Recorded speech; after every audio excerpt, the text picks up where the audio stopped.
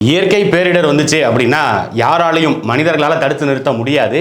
ஆனால் வயநாட்டில் ஏற்பட்ட அந்த நிலச்சரிவு இந்தியாவையே புரட்டி போடுற அளவுக்கு ஒரு மிகப்பெரிய நிலச்சரிவாக, இதுவரை வரலாறு காணாத ஒரு நிலச்சரிவாக பேசப்பட்டு வருது. உண்மையிலுமே இதன் பின்னணியில் அவர்களை காப்பாற்றி இருக்க முடியுமா முடியாதா, எந்த அரசாங்கம் இதில் தோல்வி அடைஞ்சிருக்கு அப்படிங்கிறத இந்த காணொலியில் விரிவாக பார்ப்போம்.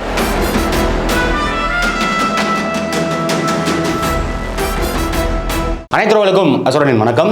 கேரள மாநிலம் வயநாட்டில் ஏற்பட்ட நிலச்சரிவு எல்லோருக்கும் தெரிஞ்சிருக்கும். அதில் கிட்டத்தட்ட இதுவரை 250 பேர் இறந்ததாக செய்திகள் வெளிவருது. இது ஊர்ஜிதப்படுத்தப்பட்ட தகவல். இன்னும் நிறைய பேர் மாயமாக இருக்கிறாங்க அப்படிங்கிற ஒரு செய்தி பரவிக்கிட்டே இருக்கு. எத்தனை பேர் மாட்டியிருப்பாங்க, எத்தனை பேர் சிக்கியிருப்பாங்க அப்படிங்கிறது தெரியல. ஆனால் நேற்று வந்த ஒரு சில காணொலிகளில் ஒரு வயதான முதியவர் ஒரு அந்த மண் சரிவில் சிக்கியிருக்கிறார். அவருடைய தலை மட்டும்தான் மேலே இருக்குது. அவருடைய உடல் முழுக்க மண்ணுக்குள்ளே புதைஞ்சிருக்கு. அவரை கஷ்டப்பட்டு மீட்டாங்க. அவர் உயிரோடு இருக்கிறார். இது இல்லாமல் எக்கச்சக்க காணொலிகள் பார்த்தோம். அதில் ஒரு நாய் மாட்டி இருக்கிறது. இப்படி பல விதமாக பல உயிரினங்களை இந்த நிலச்சரிவு பாதிப்புக்கு உள்ளாக்கி இருக்கு. உண்மையிலுமே இந்த நிலச்சரிவை நம்ம தடுக்க முடியாது. ஏன்னா நிலச்சரிவு அப்படிங்கிறது அங்கே ஒரு ஆறு ஓடுது. அந்த ஆறு ஓட வேண்டிய திசையை மாற்றி கிராமத்துக்குள்ள அந்த தண்ணி புகுந்ததுனால தான் இந்த நிலச்சரிவு ஏற்பட்டுருச்சு. சாலையாறுன்னு ஒரு ஆறு, அந்த ஆறு ரெண்டாக பிரியுது. ஆனால் ரெண்டா பிரிகிற இடத்துல ஒட்டுமொத்தமாக இருக்கிற கிராமங்களே அதை அடிச்சுட்டு போயிருச்சு. அதனால தான் நிலச்சரிவு ஏற்பட்டுச்சு. அதை மனிதர்களால் யாரையும் தடுத்து நிறுத்த முடியாது. ஆனால் நிலச்சரிவை தடுத்து நிறுத்த முடியலன்னாலும் அந்த உயிர்களை பாதுகாப்பாக அங்கிருந்து அப்புறப்படுத்தி இருந்திருக்கலாம். அதுக்கான வேலையை அரசாங்கம் முன்கூட்டியே செஞ்சிருக்கணும். இப்போ அந்த அரசாங்கத்தை கேட்கும் பொழுது, கேரள அரசாங்கத்தை கேட்கும் பொழுது, கேரளாவை சார்ந்த பினராயி விஜயன் அவர்கள் சொல்றாரு, எங்களுக்கு எந்த விதமான அலர்ட்டும் கொடுக்கப்படலை. மத்திய அரசு எங்களுக்கு இவ்வளவு மழைப்பொழிவு வரும் அப்படிங்கிறத முன்கூட்டியே சொல்லி இருந்திருந்தா இந்த உயிர் சேதத்தை நாங்கள் குறைஞ்சபட்சம் தடுத்திருக்க முடியும் அப்படின்னு பினராயி விஜயன் அவர்கள் சொல்றாங்க. ஆனால் மத்திய அமைச்சர் திரு அமித்ஷா அவர்கள் சொல்லும் பொழுது, நாங்கள் ஒரு வார காலகட்டத்துக்கு முன்பாகவே எச்சரிக்கை கொடுத்தோம் அப்படிங்கிற ஒரு வார்த்தையை நேற்று நாடாளுமன்றத்தில் அவர் குறிப்பிட்டிருக்கிறாரு. எச்சரிக்கை கொடுத்தோம் அப்படின்னா எப்படி எச்சரிக்கை கொடுத்தீங்க, எவ்வளவு வரும்னு கொடுத்தீங்க அப்படின்ற கேள்விக்கு மத்திய அரசு தெளிவான விளக்கம் கொடுக்கல. ஆரஞ்சு அலர்ட் கொடுத்தோம். ஆரஞ்சு அலர்ட் என்பது 20 சென்டிமீட்டருக்கு கம்மியாக மழை பெய்தால் அதுதான் ஆரஞ்சு அலர்ட். ஆனால் இது ரெட்டுக்கும் மேலே கிட்டத்தட்ட 90 சென்டிமீட்டர் மழை பதிவாயிருக்குது. அந்த 90 சென்டிமீட்டர் மழை பெய்யறதுக்கும் ஒரே காரணம் மேக வெடிப்பு. மேக வெடிப்பு வந்ததுனால ஒரே நாளில் 90 சென்டிமீட்டர் மழை பெஞ்சதுனால தான் இந்த நிலச்சரிவு ஏற்பட்டிருக்கு. இதை வானிலை ஆய்வு மையம் செய்ய தவறி இருக்குது. அது மத்திய மாநில ஆய்வு மையங்கள், 2 ஆய்வு மையங்களும் இதில் மிகப்பெரிய கோட்டையை விட்டுருக்கிறாங்க. அதனால தான் இந்த நிலச்சரிவு, இந்த உயிரிழப்புகள் இவ்வளவு ஏற்பட்டிருக்கு. ஒரு பக்கம் இந்த மேக வெடிப்பு அப்படின்னு சொன்னாலும் இன்னொரு பக்கம் நாம் ஏற்றுக்கொண்டு தான் ஆகணும், காடுகள் அழிப்பு. அதுதான் மிக முக்கியமான காரணமாக அங்கே பார்க்கப்படுது. அங்கே நம்மளுடைய நாட்டு மரங்கள் எதுவுமே இல்லை. நீங்கள் இப்போ பார்த்தீங்கன்னா தெரியும், ஊட்டி, கொடைக்கானல் போன்ற ஊர்களில், அதே போல் வயநாடு போன்ற ஊர்களில் நம்மளுடைய நாட்டு மரங்கள் மண்ணை தாங்கி பிடிக்கக்கூடியது. அந்த பாறைகளுக்குள்ள இடுக்குக்குள்ள அந்த வேரை பாய்ச்சி அந்த பாறையை உருள விடாமல் தக்க வைத்துக் கொள்ளக்கூடிய சில மரங்கள். அந்த மரங்களை எல்லாம் நம்ம அழிச்சிட்டு, அந்த மரங்களை எல்லாம் நம்ம வெட்டி வீசிட்டு அதை நம்ம ஒரு பொருளாதார ரீதியாக யூக்கலிப்டஸ் மரத்தை வைக்கிறது, தேயிலை மரங்களை வைக்கிறது. இந்த மாதிரி மரங்களை வைப்பதால் தான் இந்த நிலச்சரிவு அதிகமாக. இப்போ தேயிலை அப்படிங்கிறது, தேயிலை தோட்டம், அது ஒரு தொழிலாக மாறிடுச்சு. அதில் நிறைய பணியாளர்கள் வேலை செய்கிறாங்க. அதனால் நம்ம அதை அழிக்க முடியாது. ஆனால் மற்ற இந்த யூக்கலிப்டஸ் தைல மரங்கள், இதை எடுத்துட்டு நாட்டு மரங்களை அங்கே தக்க வைக்கணும், நாட்டு மரங்களை அங்கே நட்டு வைக்கணும். அதுதான் மண் சரிவை தடுத்து நிறுத்தும். இத்தனை ஆண்டு காலமாக அந்த மழை இருக்குது, இத்தனை ஆண்டு காலமாக அங்கே நிலச்சரிவுகள் ஏற்படுது. ஆனால் அதையெல்லாம் பாதுகாத்து அந்த மலையை பசுமையாக வச்சிருக்கிறது அந்த மாதிரி நாட்டு மரங்கள். அந்த நாட்டு மரங்களை அழிச்சது, காடுகளை அழிக்கிறது, விலங்குகளை அங்கேருந்து நம்ம கொல்றது, இது மாதிரியான நிகழ்வுகள்னால தான் இந்த மாதிரி இயற்கை பேரிடர்கள் வரும் பொழுது, இந்த மாதிரி மேக வெடிப்புகள் ஏற்பட்டு அதிகப்படியான மழை வரும் பொழுது ஆற்றின் திசை மாறி அது மண் சரிவை ஏற்படுத்துது. அதை தடுப்பதற்கு அரசாங்கங்கள் முறையான நடவடிக்கை எடுக்கணும்.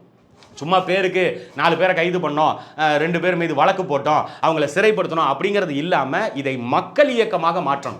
காடுகளை பராமரிப்பது, விலங்குகளை பராமரிப்பது, அங்கே மண் சரிவு வராமல் தடுப்பதை மக்கள் இயக்கமாக மாற்றணும்.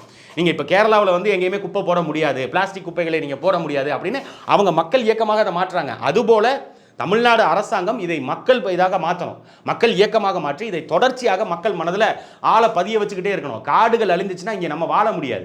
நீங்கள் ஊட்டியில் பாதிப்பு ஏற்பட்டுச்சுன்னா இங்கே நமக்கு தமிழ்நாட்டில் மற்ற இடத்துல இருக்கவங்களுக்கு எந்த பாதிப்பும் இல்லை அப்படின்னு நம்ம நினைக்கிறோம். ஆனால் எல்லாமே சுற்றுச்சூழலுக்கு மாறாக போயிடும். அப்படி சுற்றுச்சூழல் மாறிச்சுன்னா ஒட்டுமொத்தமான தமிழ்நாட்டுக்கும் பாதிப்பு ஏற்படும், ஒட்டுமொத்தமான இந்தியாவுக்கும் பாதிப்பு ஏற்படும். இதை மத்திய அரசாங்கமும் கணக்கில் வச்சுக்கணும். மத்திய அரசாங்கம் வெறுமனே இந்த மாதிரி வெள்ளம் வரும்பொழுது நாங்கள் நிவாரணம் கொடுக்குறோம், நாங்கள் தொகை கொடுக்குறோம், பாதிக்கப்பட்ட மக்களுக்கு நாங்கள் உடனடியாக பேரிடர் மீட்பு குழுவை அனுப்புகிறோம், இது வேலை இல்லை. வரும் முன் காக்கணும்ல. நீங்க வர்றதுக்கு முன்னாடி அந்த மாநிலத்தை எச்சரித்து அந்த மாநில அரசாங்கம் நடவடிக்கை எடுக்கல. சரி, ஒரு வாரமாக நீங்கள் சொல்லி மாநில அரசு நடவடிக்கை எடுக்கலைங்க. மத்திய அரசு ஏன் வேடிக்கை பார்க்குறீங்க? மழை வந்துடும், உடனடியாக நாங்கள் ரெஸ்கியூ டீம் அனுப்புறோம்ட்டு முன்னாடி நீங்கள் ரெஸ்கியூ டீம் அனுப்பியிருக்கலாமே. அங்கே இருக்கிற மக்களை மாநில அரசாங்கம் தற்காத்து வெளியில் கொண்டு வரலைன்னா மத்திய அரசாங்கம் தற்காத்து வெளியே கொண்டு வந்திருக்கலாமே. அந்த 900 மக்கள், இப்போ அந்த முண்டகை அந்த கிராமத்தில் இருக்க 900 மக்களும் இந்த இந்திய நாட்டை சார்ந்தவர்கள் தானே, இந்திய நாட்டின் பிரஜைகள் தானே, அதை காப்பாற்ற வேண்டியது மத்திய அரசுடைய பொறுப்பு தானே. வெறுமனே எச்சரிக்கை செஞ்சோம். இப்போ ஆம்ஸ்டாங் கொலை வழக்கில் இந்த காவல்துறை என்ன சொன்னாங்க? நாங்கள் அவரை எச்சரித்தோங்க, அவர் உயிருக்கு ஆபத்துக்குன்னு எச்சரித்தோம் அப்படின்னு சொல்லிட்டு இவங்க கடந்து போனது போல தான் இன்னைக்கு மத்திய அரசு சொல்ற பதிலும் இருக்கு. இது மத்திய அரசினுடைய பதிலாக ஏற்றுக்கொள்ளவே முடியாது. அவர்கள் இந்த நாட்டினுடைய குடிமக்கள், அவர்களை பாதுகாக்க வேண்டியது மாநில மத்திய அரசாங்கங்களுடைய கடமை. அது மாநில அரசுடைய கடமை, அவங்க தான் அதுக்கு பொறுப்பு அப்படின்னு நீங்க விலகி போக முடியாது. அந்த 900 பேர் அங்க மாட்டி இருக்கிற அந்த ஒட்டுமொத்த கிராம மக்களும் உங்களுக்கு வரி செலுத்தி இருக்கிறாங்க. அவங்களுடைய வரி வருவாயில மத்திய அரசாங்கம் வேலை செய்யுது, நடக்குது அப்படின்னா அவங்களை பாதுகாக்க வேண்டியது உங்களுடைய கடமை. இனிமேலாவது அரசாங்கங்கள் எச்சரிக்கணும். இதுல தமிழ்நாட்டை சார்ந்த 3 பேர் இறந்திருக்கிறாங்க அப்படின்னு ஒரு செய்தி வருது. ஆனால் உண்மை அதுவல்ல. உண்மைக்கு மாறான செய்திகளை இவங்க வெளியிட்டு இருக்காங்க. கிட்டத்தட்ட 500க்கும் மேற்பட்ட தமிழர்கள் அங்க சிக்கி இருக்கிறாங்க அப்படிங்கிறது நமக்கு வந்த தகவல். அந்த முண்டக்கை அப்படிங்கிற அந்த கிராமத்துல கிட்டத்தட்ட 900 மக்கள் வாழ்ந்துகிட்டு இருந்திருக்கிறாங்க. அந்த 900 மக்கள்ல 400க்கும் மேற்பட்டவர்கள் ஒடிசாவில் இருந்து இங்கு தேயிலை தோட்ட வேலைக்காக வந்திருக்கிறவங்க. மீதி இருக்கின்ற அந்த 500 பேரும் தமிழர்கள் தான் அந்த முண்டக்கை கிராமத்தில் அதிகமாக வாழ்ந்து வந்தது. இப்போ நிலச்சரிவில் அதிகமாக சிக்கி இருக்கிறது தமிழர்கள் தான். அந்த முண்டக்கை கிராமத்திற்கு போறதுக்கான ஆத்து பாலம் ஏற்கனவே உடஞ்சு போயிருச்சு. அதுக்காக தற்காலிக பாலம் போட்டு 3 நாட்கள் ஆகியும் இன்னும் வேலை முழுசா முடியல. இன்னும் அங்க போய் பார்க்க முடியல. உள்ள போய் பார்த்தா தான் தெரியும் எத்தனை பேர் இறந்திருக்கிறாங்க, எத்தனை பேர் உயிரோட இருக்கிறாங்க, எத்தனை பேர் நிலச்சரிவில் சிக்கி இருக்கிறாங்க. 3 நாட்களாக அவர்கள் பட்ட அவதையெல்லாம் அங்க போனா தான் தெரியும். அங்க போறதுக்கு முன்பாக நம்ம எதையுமே சொல்ல முடியாது. அதுவும் இல்லாம அந்த முண்டக்கை கிராமத்திலிருந்து கிட்டத்தட்ட 50 கிலோமீட்டர் வரைக்கும் மண் சரிவு ஏற்பட்டிருக்கு. 50 கிலோமீட்டர் தாண்டி நேற்று ஒரு 4 உடம்புகளை வந்து அங்கிருந்து எடுத்துருக்காங்க. எடுத்துட்டு திருப்பி அந்த முண்டக்கை கிராமத்துக்கு பக்கத்துல கொண்டு போயிட்டு இருக்காங்க. இப்படி இவ்வளவு பெரிய நிலச்சரிவு நடக்கும் பொழுது மத்திய அரசு ஏன் வேடிக்கை பார்க்கணும்? நீங்க முன்கூட்டியே அங்க வந்து அவங்களை எச்சரிச்சிருந்தா முன்கூட்டியே இந்த மாதிரி மேகவெடிப்பு ஏற்படும். இந்த மேகவெடிப்பு அப்படிங்கிறது இன்னைக்கு ஏற்படல. ஏற்கனவே 2017 இதே போல மேகவெடிப்பு ஏற்பட்டு இதே ஊட்டி பகுதி பாதிக்கப்பட்டுச்சு. ஊட்டியில நிறைய பகுதிகள் மண் சரிவு ஏற்பட்டுச்சு. அதே நேரத்தில் கேரளாவிலையும் மேகவெடிப்பு ஏற்பட்டு அங்கேயும் நிலச்சரிவு, அதிகப்படியான வெள்ளம் அங்க வந்துச்சு. 2017 இருந்து பாடம் கற்றுக்கொண்டு இருந்திருந்தால் 2017 அந்த மேகவெடிப்புல இருந்து நம்ம அனுபவத்தில் நம்ம அடுத்து இனிமே இது போன்று நடக்காமல் தவிர்த்திருக்கலாம். ஆனா இந்த அரசாங்கங்களுடைய மெத்தன போக்குனால மறுபடியும் இவ்வளவு உயிரிழப்புகள் நடந்திருக்கு. இன்னும் எத்தனை பேர் எங்க இருக்காங்கன்னு தெரியாது, எந்த குழந்தை எங்கிட்டு இருக்குன்னு தெரியாது. அங்க வந்து தோட்ட தொழிலுக்காக கிட்டத்தட்ட 900 பேர் ஒரே கிராமத்தில் இருந்தவங்க, அவங்களுடைய நிலை என்னங்கிறது தெரியாத அளவுக்கு கேள்விக்குறியா இருக்கு.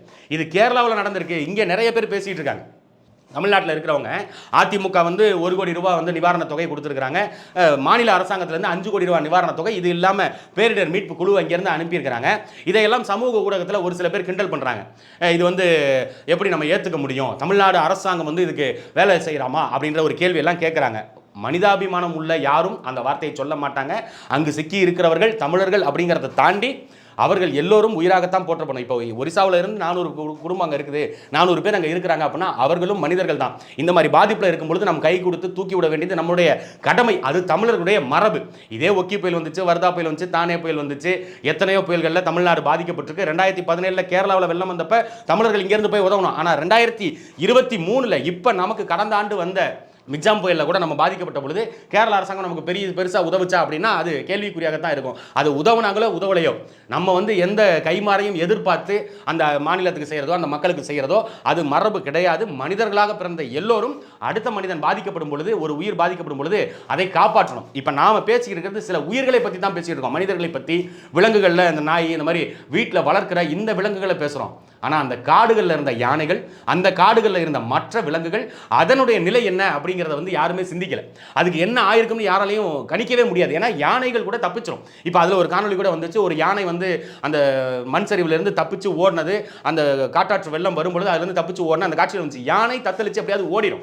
ஆனால் மற்ற விலங்குகள் அதில் என்னவா இருக்கும் அப்படிங்கிற மிகப்பெரிய சந்தேகம் வருது. அப்போ இதையெல்லாம் கண்காணிக்க வேண்டிய அரசாங்கம் இதையெல்லாம் முன்கூட்டியே திட்டமிட்டு இந்த மாதிரி நிலச்சரிவு வரப்போகுது, இந்த மாதிரி மழைப்பொழிவு அதிகமாக இருக்க போகுது, போகுது, மேகவெடிப்பு ஏற்பட போகுது அப்படின்னா அந்த மக்களை குறைஞ்சபட்சம் அங்கிருந்து அப்புறப்படுத்தியிருக்கலாம்.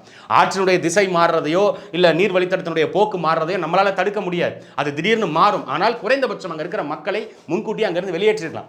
இப்பயும் இதை பாடமா வச்சுக்கிட்டு தமிழ்நாடு எச்சரிக்கணும். இந்த மாநிலத்தின் அரசாங்கம், இந்த மாநிலத்தின் முதலமைச்சர் ஐயா மு க ஸ்டாலின் இதை ஒரு பாடமா எடுத்துக்கணும். ஏன்னா ஏற்கனவே 2017 கேரளாவில் மேகவெடிப்பு ஏற்பட்டு அடுத்த ஒரு வார காலகட்டத்தில் ஊட்டி பாதிக்கப்பட்டுச்சு.